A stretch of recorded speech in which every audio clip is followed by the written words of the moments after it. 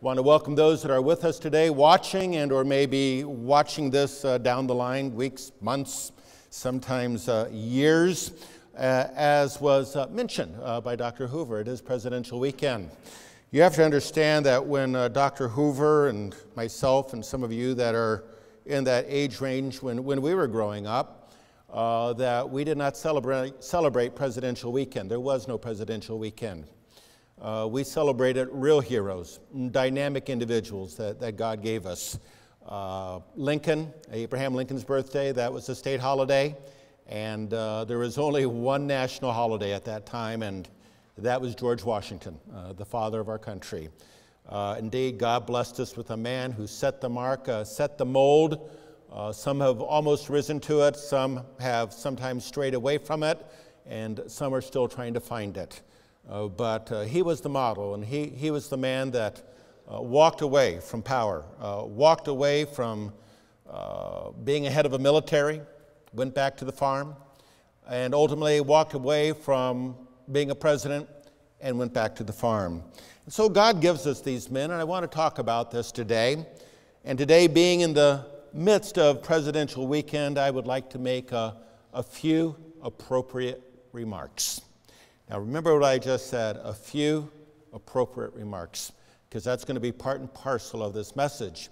As I do this, I'd like to have our gentlemen pass out the pieces of paper that I've given them. You do know, as your pastor, that I'm not very good with PowerPoint, so you might consider what is being passed out as a portable PowerPoint, and it's on paper, but we're all going to be going through it together. And I would ask for a moment that I know it will be tempting to read that rather than listen to me, but we'll be reading it soon enough as we go along so that we can all stay together. I'd like to share a thought with you if I could, and it's simply this.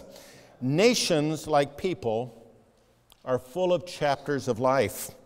Some are wonderful, some are challenging, some are thrilling, and all of them to a degree take us to the depths of our being, and that's life, whether as a family, whether as a person, and whether as a nation, because nations really are, when all said and done, families multiplied many times over.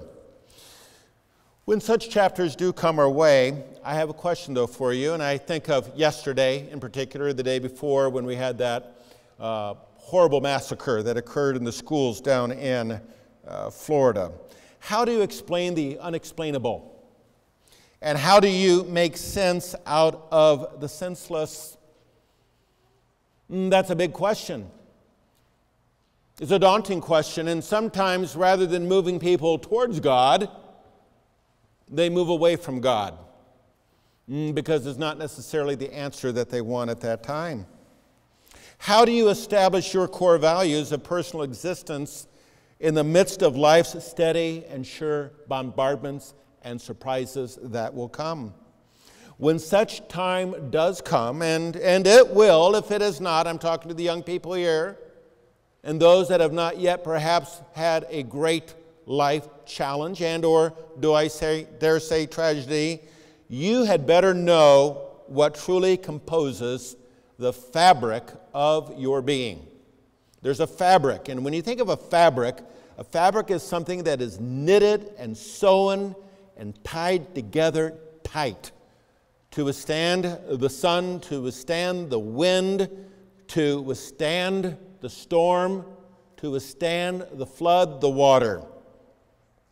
A look back in history can provide some answers for what lies ahead, and it surrounds this presidential weekend. Before we go a little bit further, let me make it very clear, and I somewhat stated it already, but I'll restate it. As we do, allow me to state emphatically that I believe that God does raise up leaders to serve His purposes down through the ages. And I do believe that God has raised up leaders here in the United States of America. And sometimes they think that they're serving their purpose, but it's really serving His purpose at given times for given reasons that are only known but to God.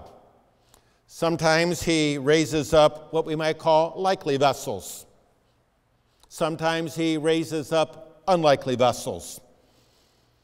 But the headlines that these vessels make, whether they're likely or unlikely, we think are being report it down here in the Washington Post or the New York Times or the Wall Street Journal. But the headlines are actually being made in heaven. God is in charge, and God is sovereign. He is not just simply a first cause. God is sovereign, and He is involved, and He is the great disposer of events. And this is one of the activities that we'll talk about today. Join me if you would. Let's look at this verse for a moment over in the book of Daniel. And this is Daniel doing some chatting, some talking with none less than Nebuchadnezzar. And over in Daniel, we find this remark about leaders, about rulers, about empires. In Daniel 4 and in verse 25, let's take a look. It says this. Let's go up to verse 25. This is where Nebuchadnezzar is being given the interpretation of his dream that he is going to go out for 7 years outside of the walls, outside of the realm of humanity. Then they shall drive you from men, your dwellings shall be with the beasts of the field, and they shall make you eat grass like oxen.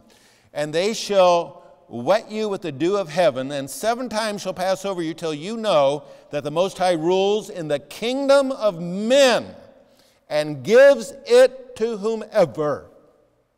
It is God that gives. It is God that is in control of history, of humanity, all towards one end, to serve His purpose. Again, sometimes when the Bible says something once, you say, well, that is important.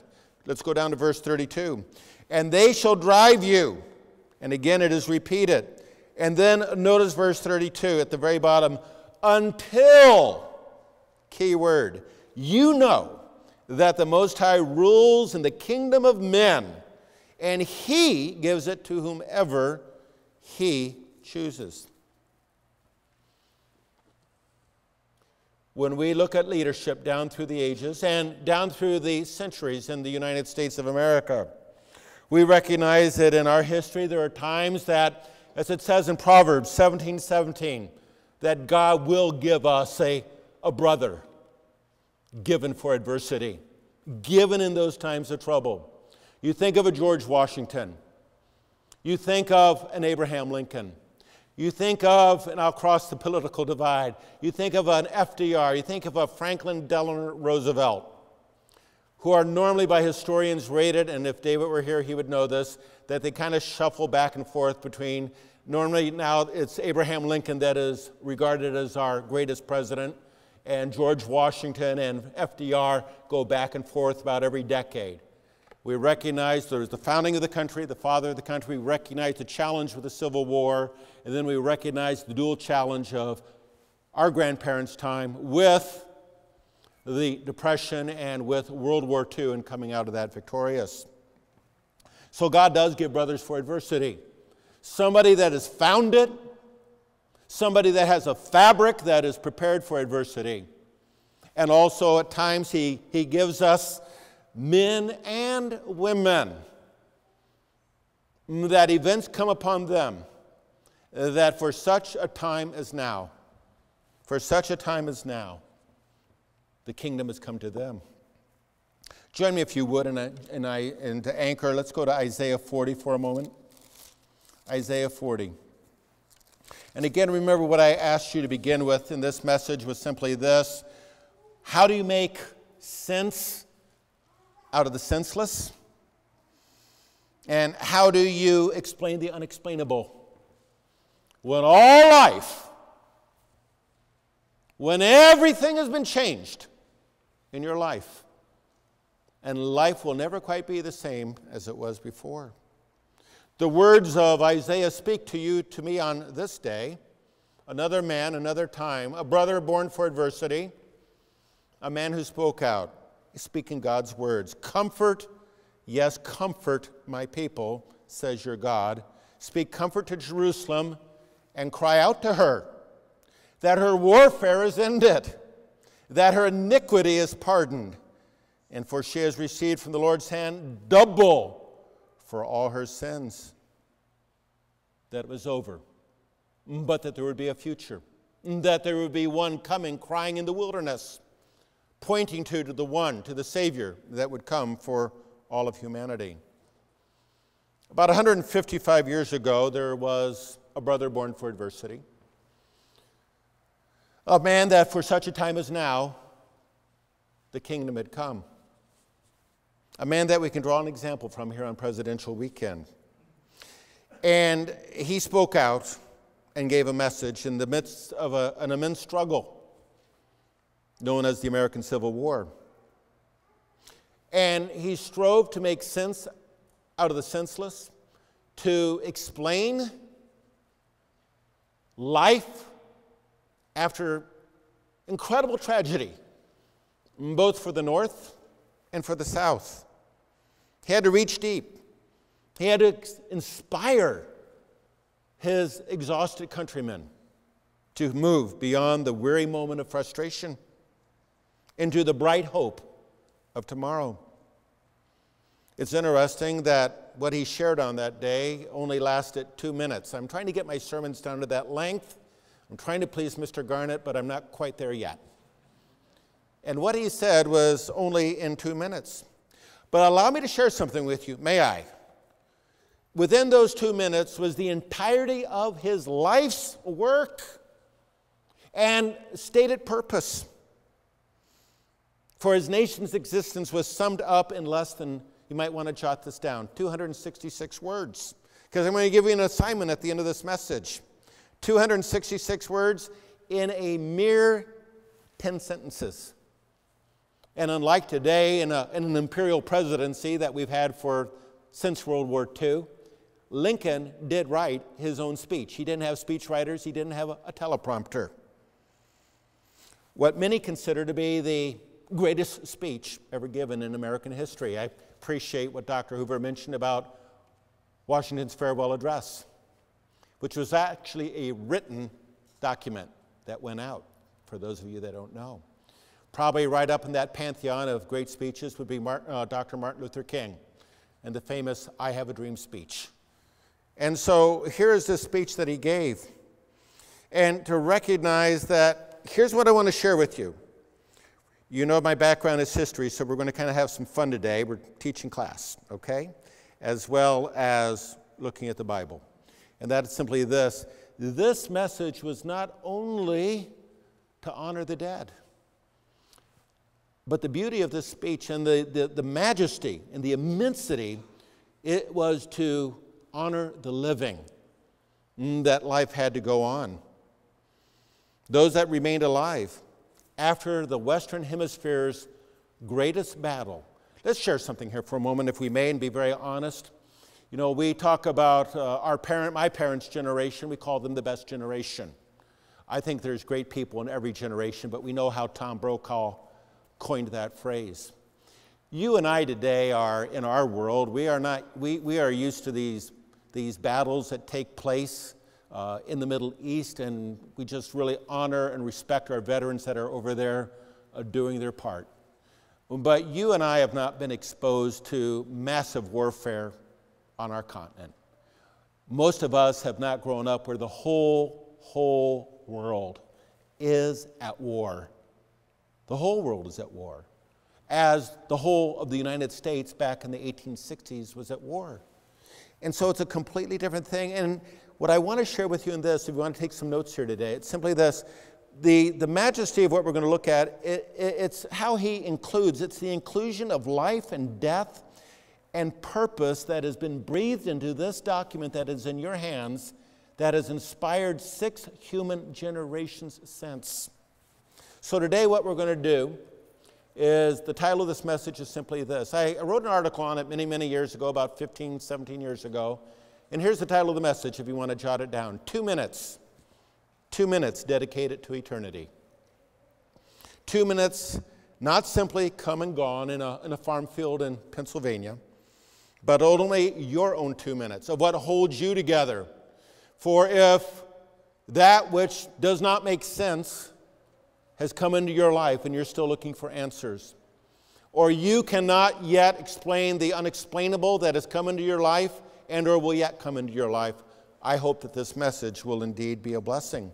So what we're going to do is we're going to combine the story of our nation as Americans, and we're going to combine that with the story of a holy nation That's you and me, as Peter describes it in his epistle.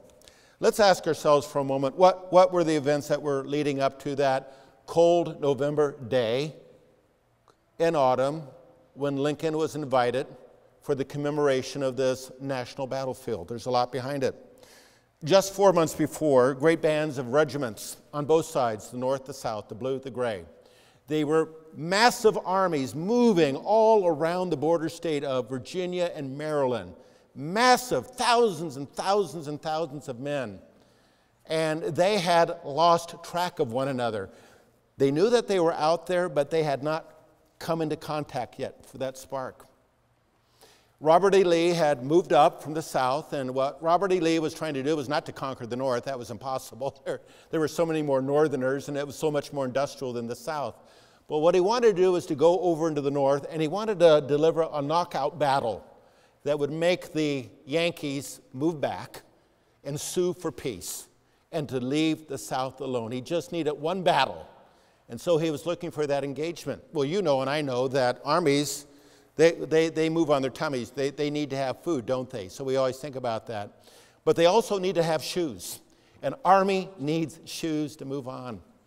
And it was heard by those that are in the South that there was a storage of shoes, a warehousing of shoes in this little town in Pennsylvania. Kind of a crossroads, a no place, really. Its name was Gettysburg. And so what happened then was that as the Southerners went in to do that, they were spotted. This was on July 1st, which is going to lead up to July 4th. Think about it in a moment. July 1st. And they were spotted.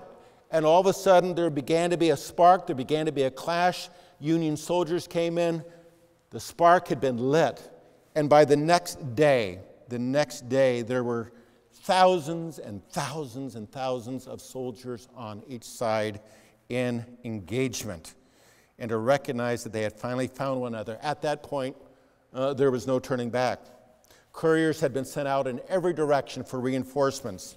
By the second day, July 2nd, 85,000 Union troops, you think about that, and 65,000 Confederate troops were at one another, knocking one another, trying to give one another a death blow. To their one-time fellow countrymen. I was reading this morning and going over it again, and tears almost came to my eyes of thinking of this. Here their grandfathers, their great-grandfathers, July 4th, just around the bend, they had all been fighting for the same cause. They had been fighting the British to establish something that had never been in human history other than in very small enclaves in Italy called republics. And they fought for that. And they had this bond.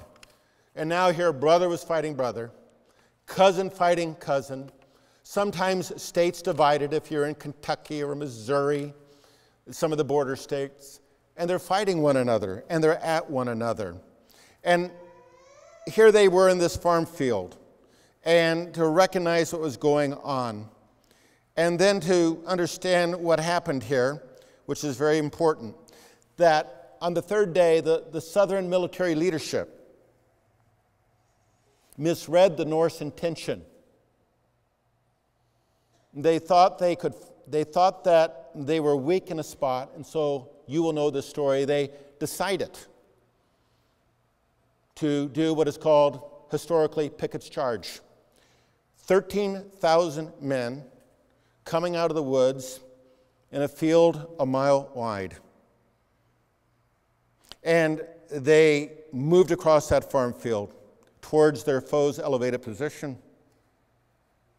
Bruce Canton, in the American Heritage Picture History of the Civil War, page 344, captures the moment. Let's go in and literally be there for a moment. As the Confederate infantry came on steadily and quietly, nearing the awful climax of the war's greatest battle, Union artillery fire shook their ranks with deadly accuracy. And then both sides exploded in a tremendous clash of musketry.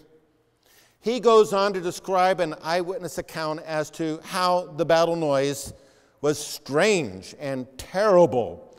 It's a sound that came from thousands of human throats, like a vast, mournful roar. Out of the 13,000 that went into that charge, within minutes, 6,500 of them were either wounded, killed, or captured.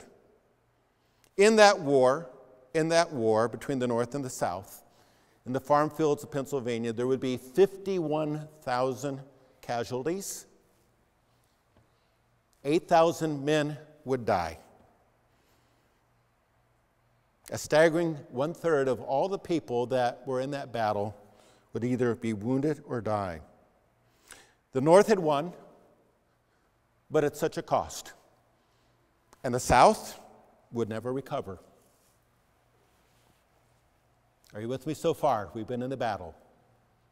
Leading up to, of all things, when you place the story of Gettysburg, 3 days before July 4th, our national holiday, the birth of our country. Brother fighting brother.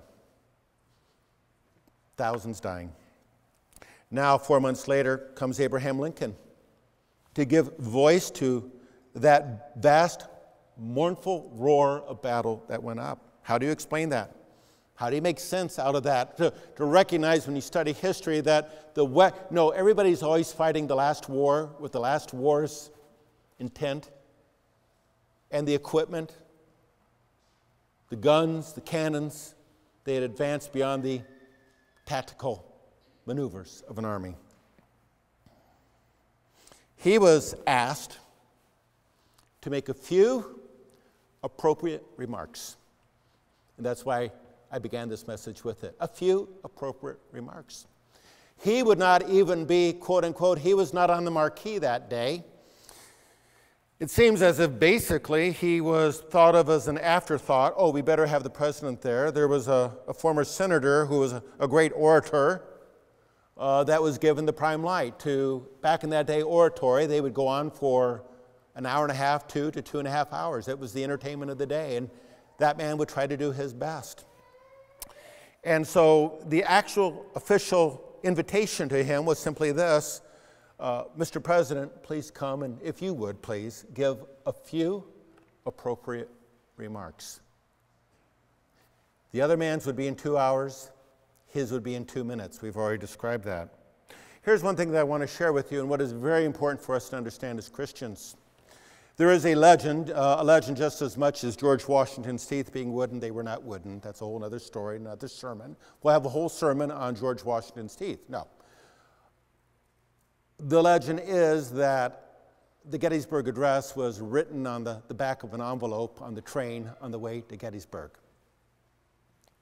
No, it was not. That's legend. There were, historians have found 3 different drafts. 3 different drafts of this message. It was crafted. It was thought about. Every word, for those of you that words are in your business, every word counts, especially when you're only invited to give a few remarks. The only thing that was added on the stage, you might want to jot this down of interest, and you see it in front of you there at the end, is when he added, and this was at podium time, when he said, under God. Under God. And it's interesting because he knew that it would take God's help to bring this nation together. I would suggest, friends, here in Los Angeles and those that are listening today, that Abraham Lincoln, while he may not have been a great church-going man, was a Bible-reading man of his time. And I would not be surprised that if his eyes fell upon Proverbs 29 and verse 18, which says, where there is no vision, people perish.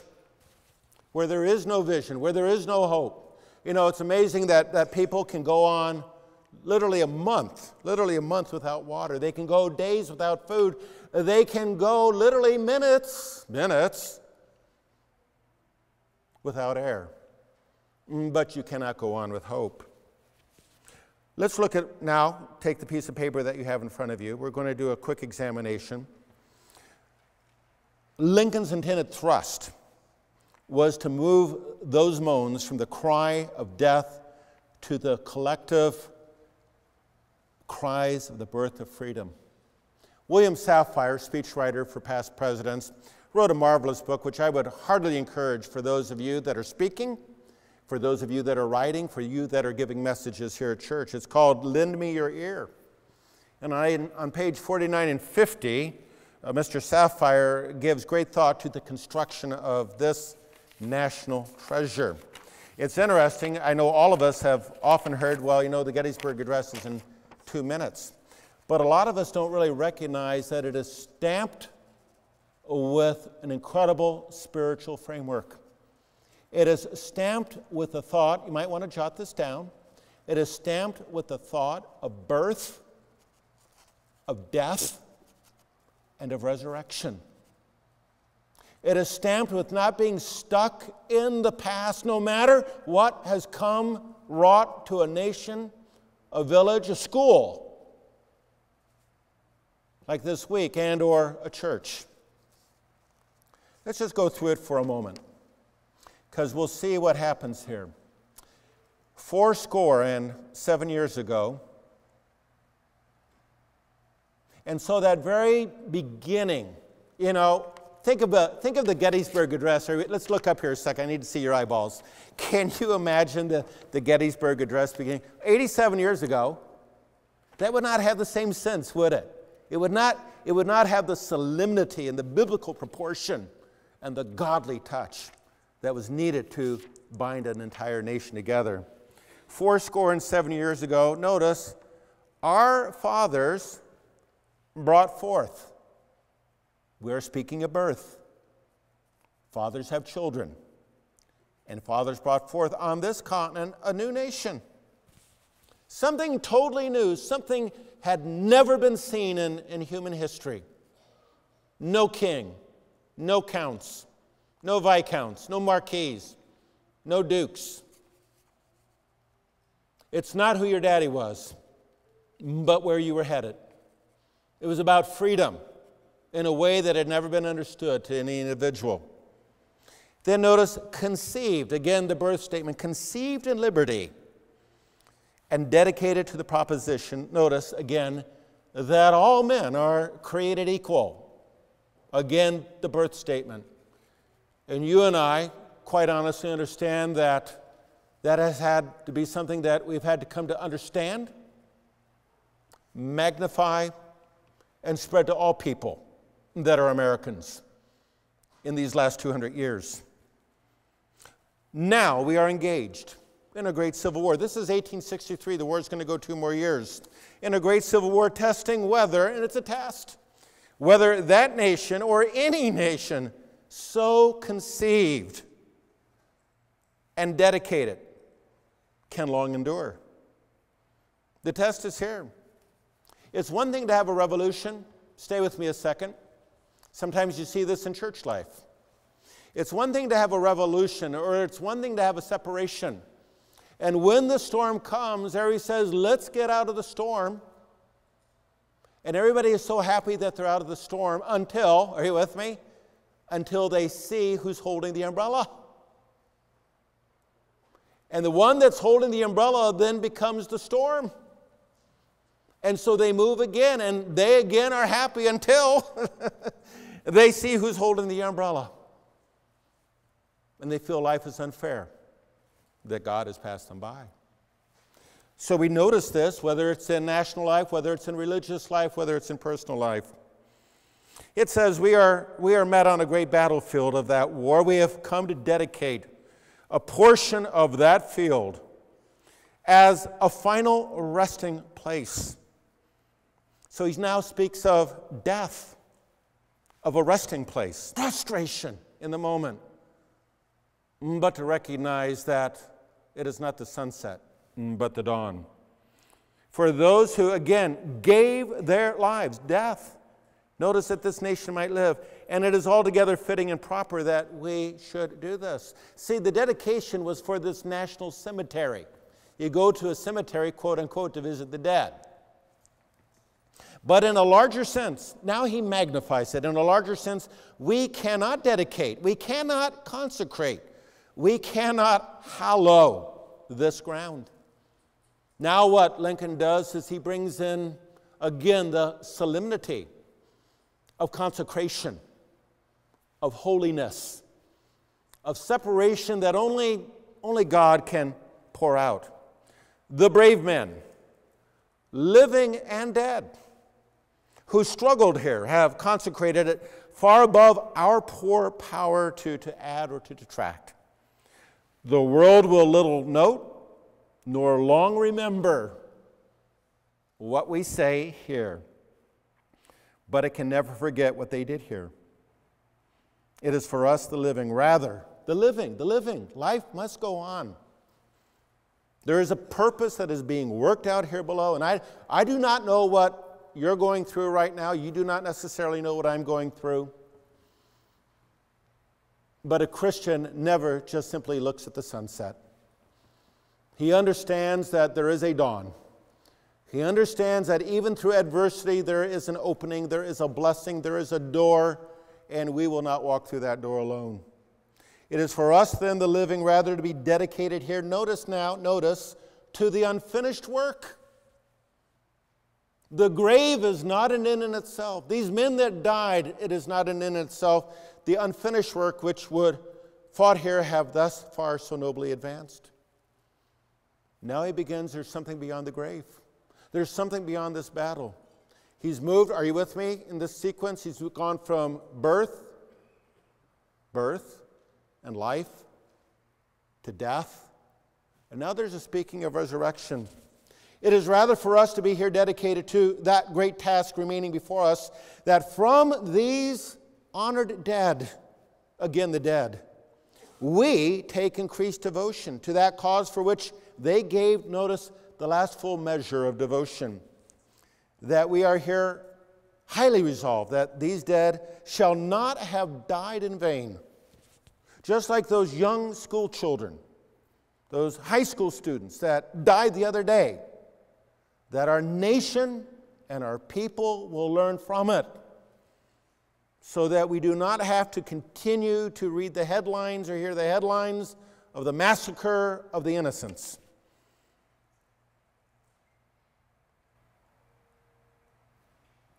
To be resolved that these dead shall not have died in vain. That this nation, here's the insert at the end, on that podium, under God, shall notice have a new birth of freedom. A second birth. Isn't that what you and I are given? Isn't that what Jesus spoke to Nicodemus about in John 3? How can a man be born again? A second birth, a renewal, a resurrection, a new creation, and that government of the people, by the people, for the people, shall not perish from the earth. There's one other thing that you want to see in all of this, and I'll just mention it here.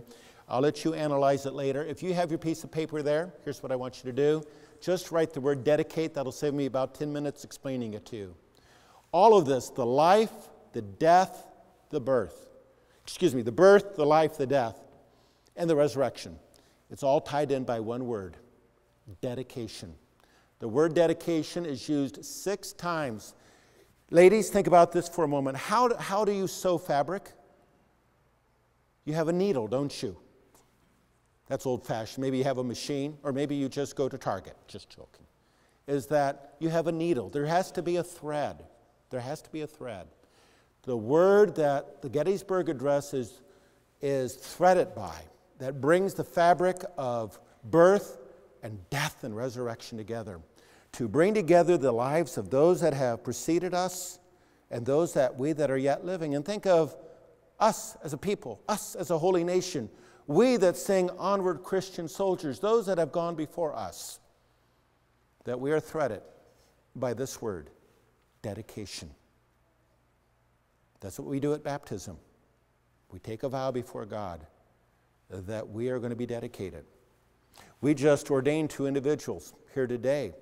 I had a long talk with them as their pastor. We talked about dedication. And to recognize that each and every one of us are to be dedicated to this cause, towards God the Father, towards Jesus Christ. And to recognize that we'll go through these stages of life, these seasons of existence, of a birth, of a newness in the way of life. And then sometimes things will happen and we'll think, well, this wasn't supposed to happen. I wasn't supposed to go through the valley of the shadow of death. But to recognize that there's something beyond that. Lincoln recognized that. Let me share something with you for a moment. You say, well, but Here's something I want to share with you. And some of you, I don't know if they're still teaching you this in school or not, so I'll have all the students look up here. How many of you are going to college or below right now? Can I see? Show of hands? Okay, good. As we say in the Marine Corps, listen up. Here we go. Right, Mr. Helge? Listen up. You say, well, this guy must have been, extraterrestrial. Abraham Lincoln, he's got that picture, got the beard. No, he was a man. He was so ordinary in that day and age. He was a frontiersman. He was born in Kentucky. He was raised in the West, which at that time was in Indiana and Illinois. He was a common person, but he used what God gave him to fullest extent. One time Lincoln said, God must really love the common man because he made so many of them. Doesn't that sound like 1 Corinthians where it says, not many wise, not many noble are called? And to recognize what Lincoln went through, you say, well, he must have really had a way with words. No, he lived it, brethren. He knew what failure was. He knew what it was to have a door slammed in his face. Failure upon failure upon failure. And he, of all people, understood the aspect of rebirth. He failed in business at age 22. Ran for the legislature and defeated at age 23. Failed in business at age 24. He was elected to the legislature at age 25. His sweetheart died at age 26. He had a nervous breakdown at age 27. And Lincoln always suffered to one degree or another from depression. He was defeated for speaker at age 29. He was defeated for elector at age 31. Is that it? No, there's more. He was defeated for Congress at age 34, elected to Congress at age 37, defeated for Congress at age 39, defeated for Senate at age 46, defeated for vice president at age 47, defeated for Senate age 49, elected president of these United States at age 51. And with all of that, would be assassinated by a bullet at Ford's Theater in 1865. See, you can't really help people until you yourself kind of understand what God is doing with us as the common man, and that failures are part and parcel of this. Have you ever asked yourself, you look at the Gettysburg Address, have you ever asked yourself why Peter was so effective on Pentecost Day, that as he stood out amongst the apostles? And what was that connection that he had when the men of Israel said, our hope is cast out? They thought, oh no, we've done it. We really did kill the Son of God. We killed Messiah. What was that connectivity? The reason why he was able to connect with those thousands of men in that square was he was speaking as a dying man to dying men. He knew what he had done to his master. He knew that he had run out of the Garden of Gethsemane. He knew that he was the one that had said, if all abandon you, I will not. He was the one that was in the square that night as Jesus was being led into a palace or to a jail, and they locked eyeballs, as it says in Luke, and he knew that he knew that he had denied Jesus Christ 3 times before the cock would crow. So when he got up on Pentecost, now full of the Holy Spirit, people said, this is the real deal. This is the real deal. This is somebody that knows what he's talking about. Lincoln, like Peter, knew what he was talking about when it comes to this aspect. What kind of a speech did this give? What kind of a hope did it offer? Let me just share a thought with you. It's simply this. You don't always know what your words are going to do in this lifetime. I see many fine mothers and fathers out here. I see grandparents. I see uncles. I see spiritual uncles and spiritual aunts. I see people that have experience. They have words. Some of us have gone through the seasons of life, whether it be a spring, a summer, an autumn, and for some of us, early in winter. Might still be late autumn.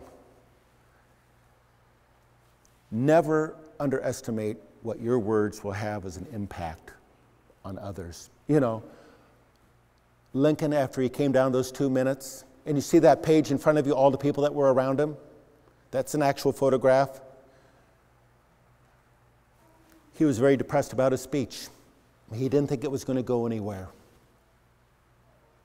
I say to you, in your impact with other people, as a Christian, as one that is in the way and a follower of Jesus Christ, never underestimate your impact on one human being by the words that you share. A husband to a wife, parents to a child, grandparents.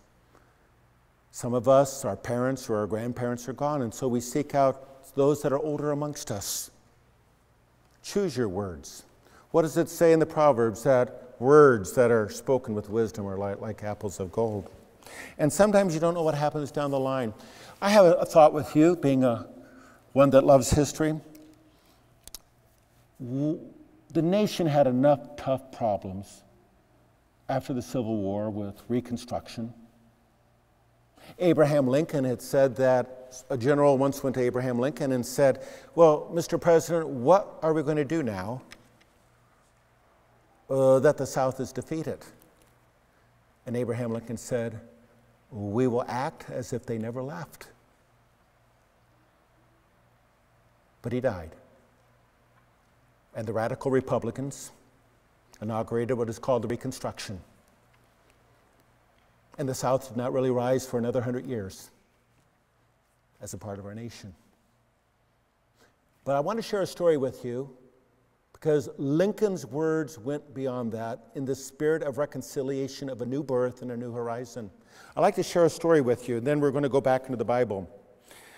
Walter Lippmann put it this way: the final test of a leader is that he leaves behind in other men the conviction and the will to carry on. I want to tell you a wonderful story that some of you will maybe know about. Jeffrey Ward, on page 412 in the Civil War and Illustrated History, picks up the pieces from 1863 and 1865 at the end of the war. In 1913, the federal government held a 50th anniversary reunion at Gettysburg. Thousands of old veterans came to be a part of what one called the Radiant Fellowship of the Fallen. This is kind of what got to me this morning. The climax was a reenactment of Picketts Charge. This is in 1913. Thousands of spectators gathered to watch the Union veterans take their positions on Cemetery Ridge and waited as their old adversaries emerged from the woods of Seminary Ridge and would once again advance, do a reenactment of Picketts Charge. One Union veteran said, "We could not see rifles or bayonets. We could only see canes and crutches. We soon could distinguish the more agile ones, aiding those less able to make their places in the ranks." As they neared the northern line in this reenactment, they broke into one final defiant rebel yell. And at the sound, after half a century of silence, a moan and a sigh, a gigantic gasp of unbelief rose from the Union on Cemetery Ridge. It was then, said one observer, that the Yankees, unable to restrain themselves any longer, burst from behind the stone wall and flung themselves upon their former enemies, not in mortal combat, but united in brotherly love and affection. Did Abraham Lincoln, in 2 minutes of time and words wisely stated, words of birth and death and new beginnings, to carry on that work that the dead had died for?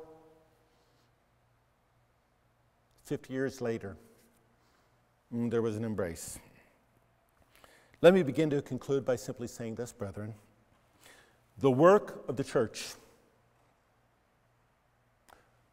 the work of the ecclesia, those that are called out,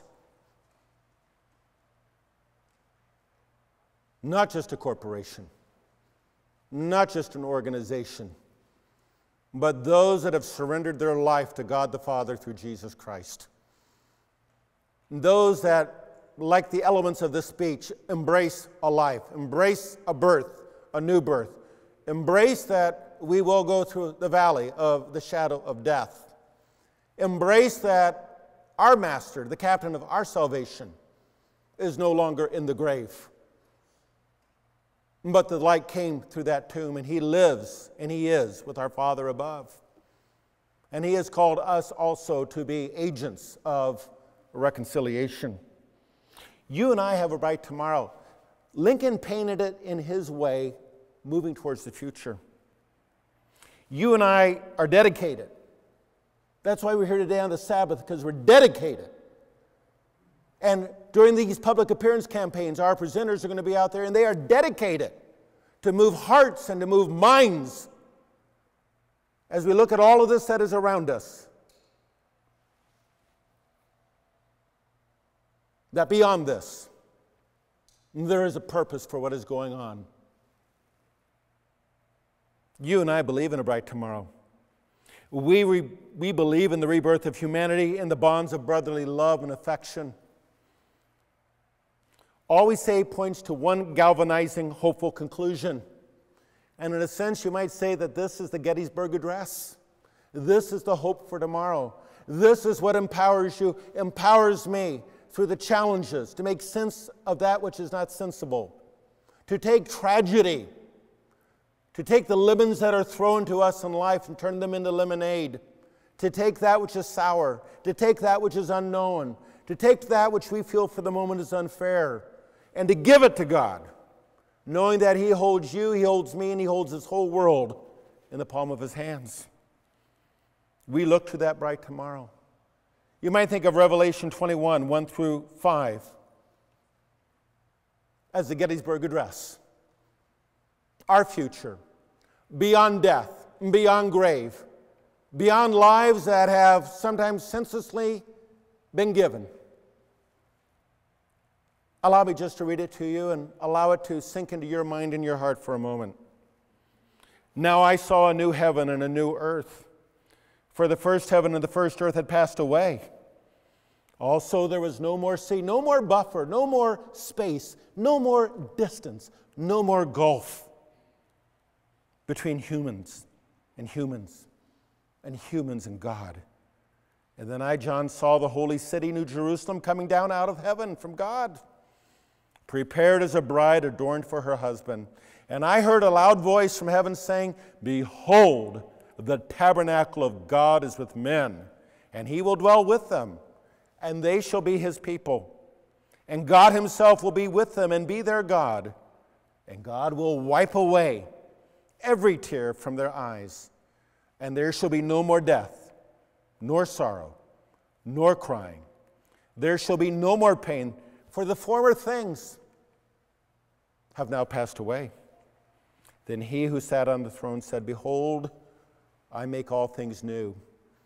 And he said to me, "Write, for these words are faithful and true." You might want to jot this down. This Gettysburg Address, the biblical one, 150 words, 9 sentences.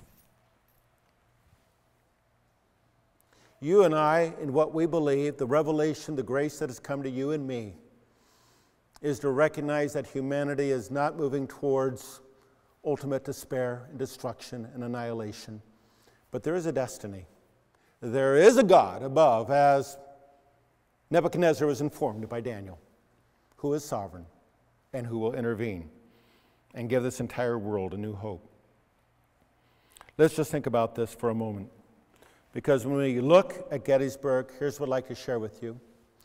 Back in 1982, maybe some of you were there, I gave a message in the auditorium during the Feast of Tabernacles, and it was called Valley Forge, A State of Mind. Many similar lessons. Today I want to leave you with this thought, that Gettysburg, the Gettysburg Address, is a state of mind. It's a state of heart. It's something that we always need to carry with us. Action item. Brethren always say, well, Mr. Pastor, Mr. Elder, Mr. Speaker, Give us something to do.